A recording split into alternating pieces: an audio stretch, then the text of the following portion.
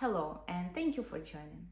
Topic of today's video is providing negative feedback in an appropriate way.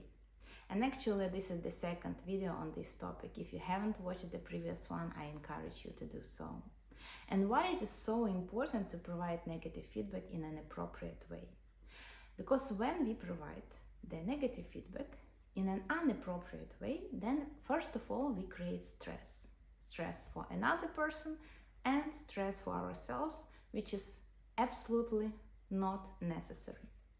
Secondly, when we provide negative feedback in an inappropriate way, it can have a negative impact on the self-esteem of the person. So the person may start developing low self-esteem.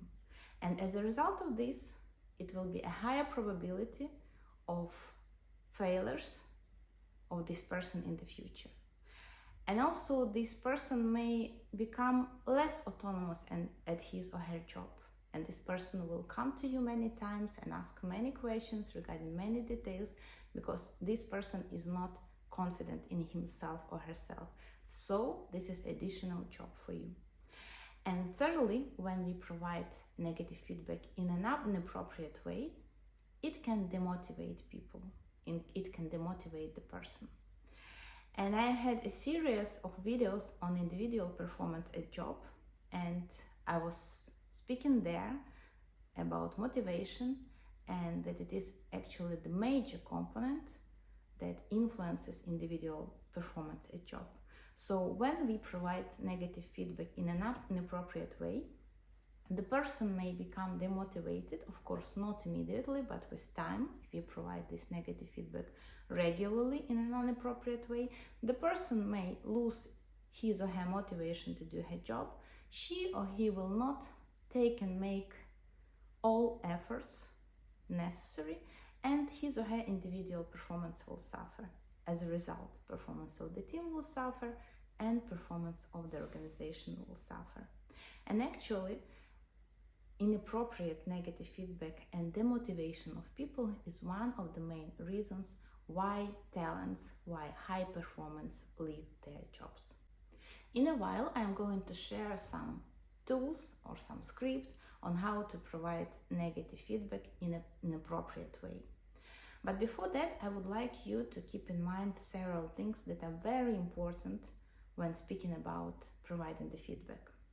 First of all is emotional state, your emotional state when you provide the feedback.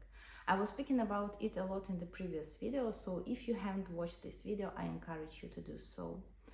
But what I mean by emotional state, if you are angry at the moment, or if you are frustrated, or if you are furious even, it is not the moment when you can provide the negative feedback.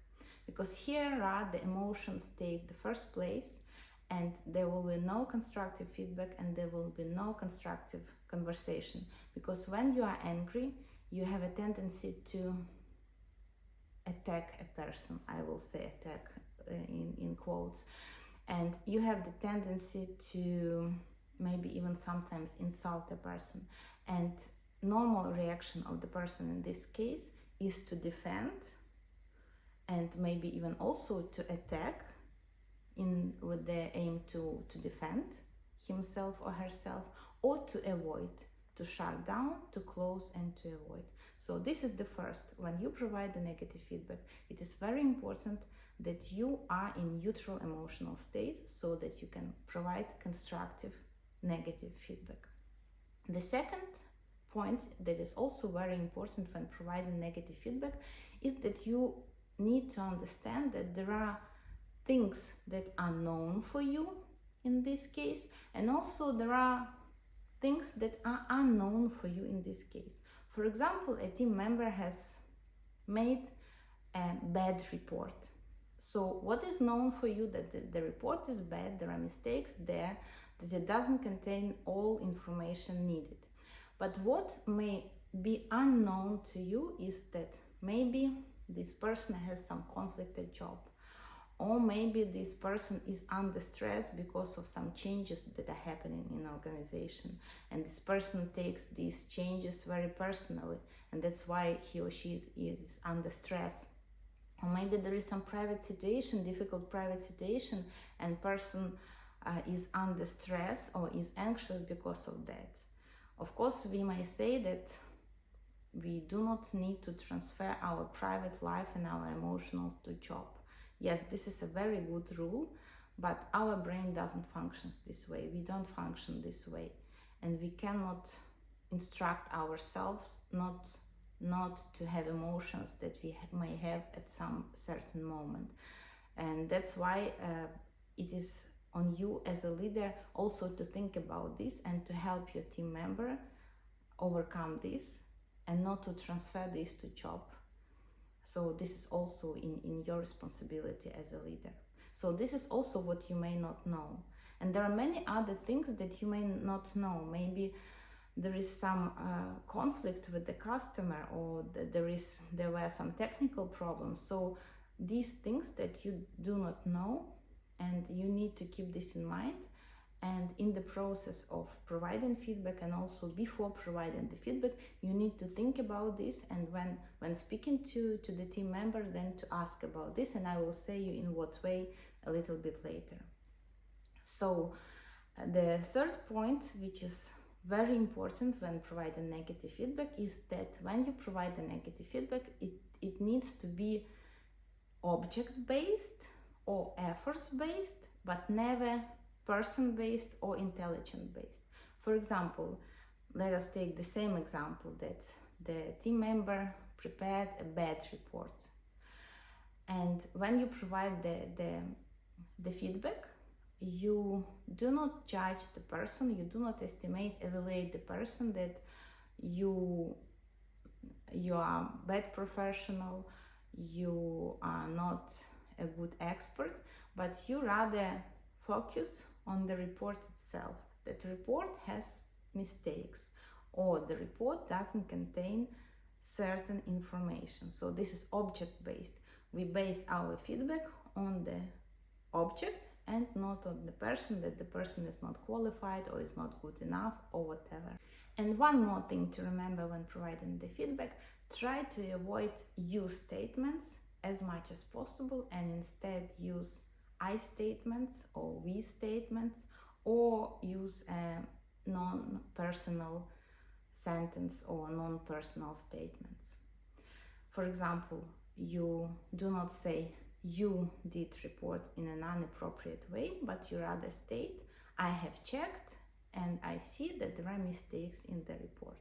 Because when you use you statements, you say you prepared a bad report or you didn't do a good job, then you kind of attack, or let us say address, the identity of the person, and you evaluate maybe the intelligence of this person. And natural reaction in this case is defending. This is the natural, this is normal for all people. So that's why when you provide the statements based on the objects, or when you say that we sent an inappropriate offer to the customer, so we avoid this defense from the person. And just to repeat one more time, when we provide the feedback, we need to take into account several important things or points. The first one is the emotional state, our emotional state and emotional state of another person. We think about this because the way the person reacts depends on his or her emotional state. So, emotional state. Second one is that there are known things and there are unknown things. Things that we know, things that we don't know, and we try to think about this and we discuss this with the person. The third point is that the feedback is provided based on efforts or object. We focus on object or on efforts and not on the person or intelligence of this person. And when providing feedback, we use I statements, we statements, or non-personal statements, and try to avoid you statements as much as possible. And now a small guide on how to provide negative feedback. First of all, we ensure that we are in neutral emotional state and another person is preferably in neutral emotional state as well. Secondly, when we address, then we say what is wrong. So, what is the object or subject matter of our negative feedback?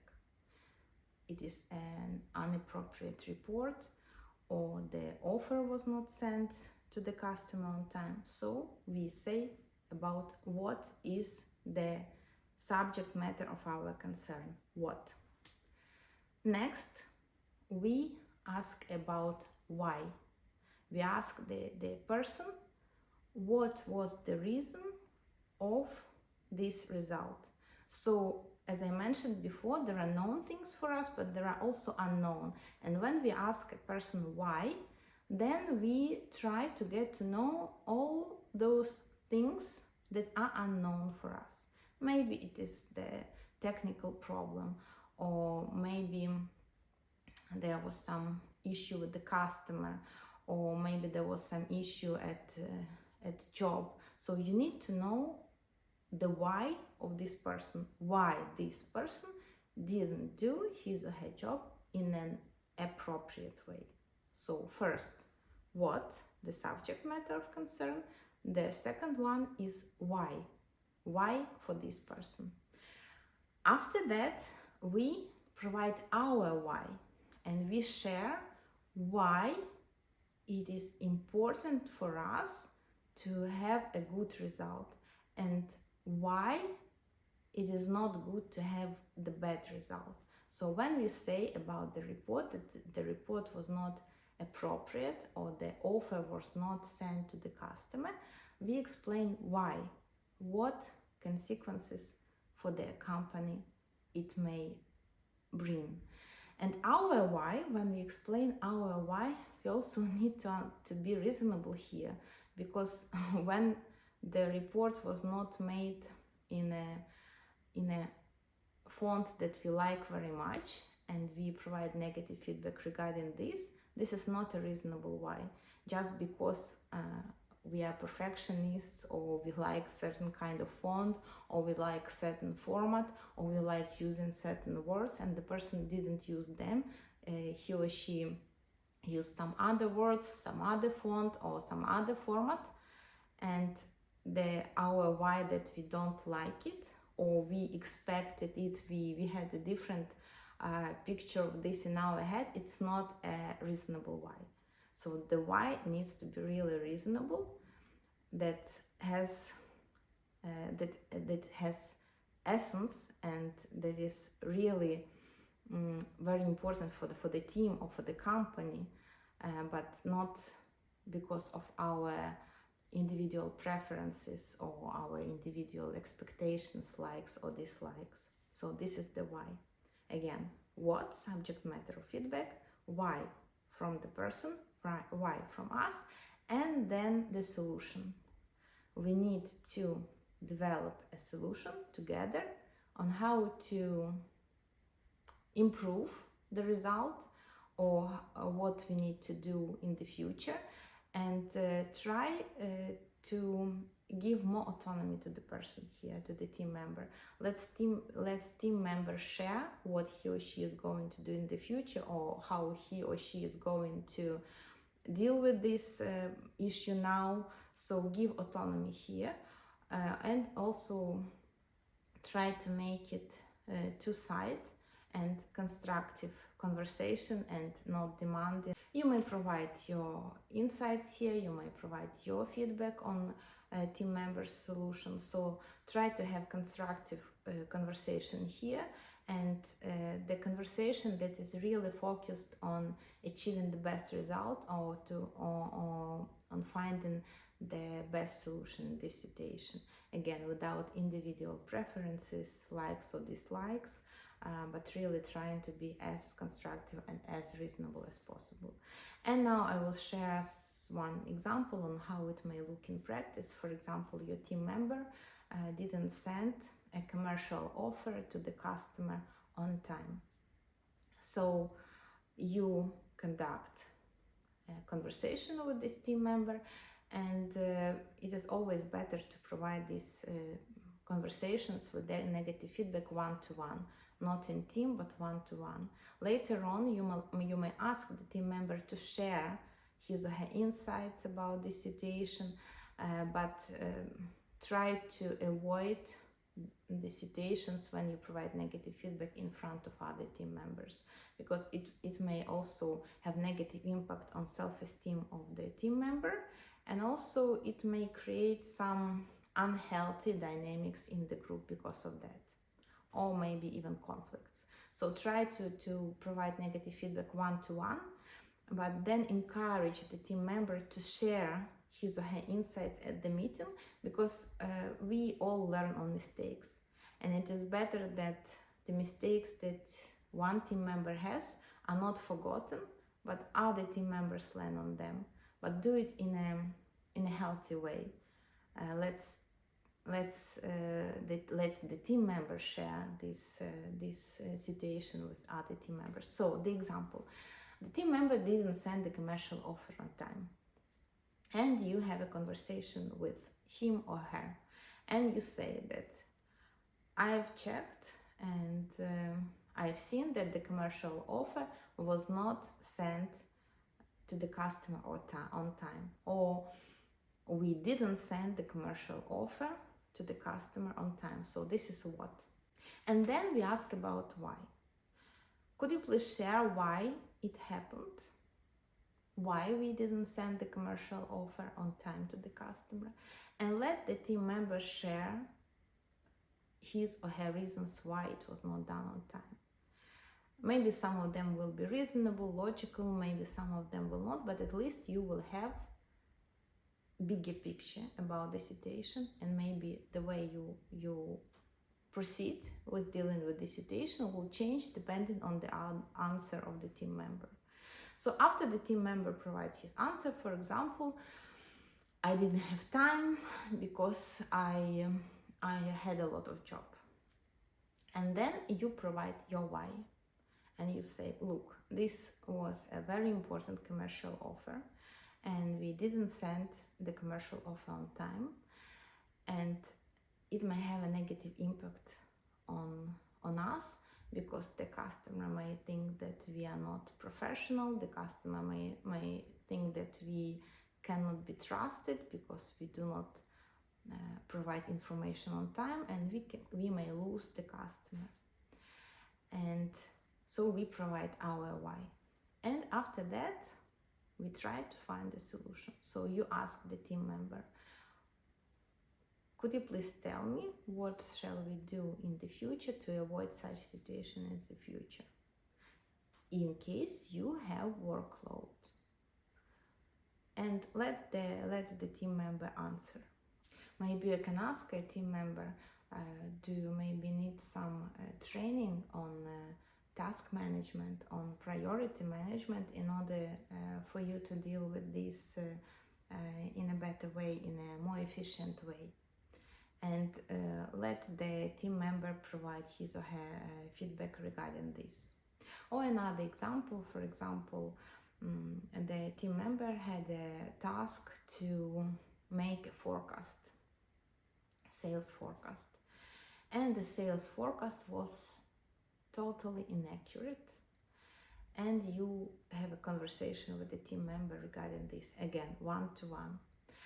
And first you say what? So I've checked the forecast, and the forecast was not accurate. Based on the results of the month, the accuracy of forecast was 30%. So you say what? Then you proceed with the why. Could you please explain why the forecast was not accurate? You see here we don't use the you statement, you did the forecast in an inappropriate way, or the way you did is not accurate. So we use the third object. The forecast was not accurate. Could you please explain why it was so? And then the team member may provide information that he used some past data, previous data, and he or she totally relied on the data from the past year.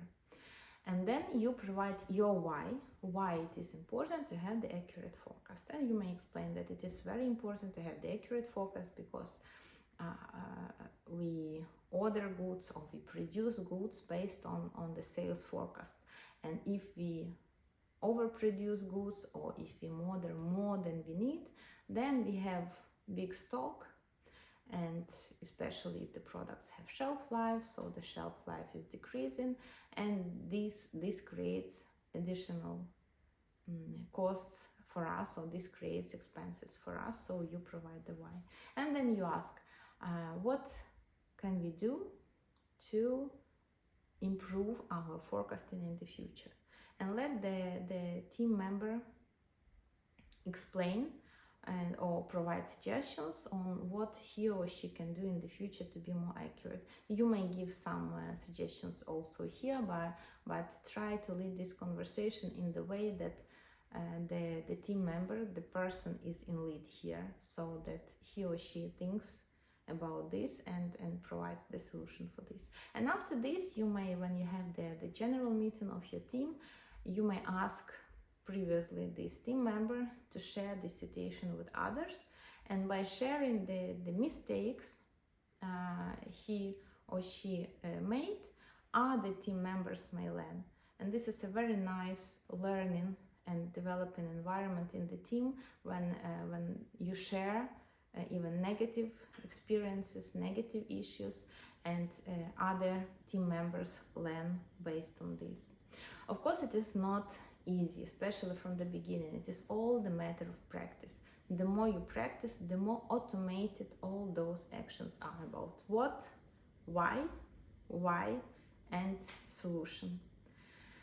And the more you do this, first of all, it will take you lots of efforts to focus on this, to think about emotional state, to think about this object-based evaluation, feedback, not person-based, on this what, why solution. But the more you practice, the more automated it will become, and it will become easier and easier, because leadership is something in the set of skills that can be learned. Some people are leaders by their nature, but they also require some skills. Not everyone is born with the set of skills to lead people, to provide negative feedback in an appropriate way. So this is what can be learned. And I hope this video was useful for you. If you are interested on individual mentoring or business coaching regarding leadership and management skills, or maybe you're interested in team training for your new managers or existing managers and leaders to learn those skills, to develop this leadership mindset, feel free to contact me, and I will be glad to discuss this with you and find the best format that can be suitable for you and your needs. And in case you want to receive the videos on time, I encourage you to subscribe to my YouTube channel or to my newsletter. Thank you, and hope this video was useful and practical for you.